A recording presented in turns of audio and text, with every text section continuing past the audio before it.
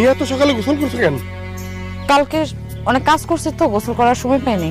শরীরটা ভালো লাগতেছিল, তাই আজকে সকাল সকালে গোসল করলাম। ও, আমি তো আরো ভাবছিলাম। কেন আপনি ভাবতেছেন কেন? না, আমি আরো ভাবলাম। আচ্ছা বাদ দাও, মাতবরের বাড়িতে যে রাতে রইলা, কোনো সমস্যা হয় নাই তো? না, কোনো সমস্যা হয়নি।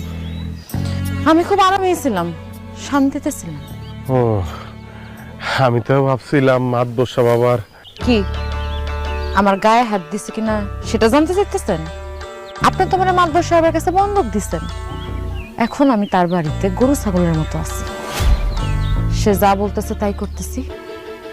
শুধু গায়ে হাত কেন, সে আরো কিছু করতে চাইলে আমার বাধা দেওয়ার কোনো ক্ষমতা নেই। এটা তুমি কেমন কথা কইতাছো? কেন তোমার বাধা দেওয়ার অধিকার নাই? কারণ আমার গায়ে হাত দেওয়ার সুযোগ আপনি তারে করে দিচ্ছেন। সে এখন পর্যন্ত আমার গায়ে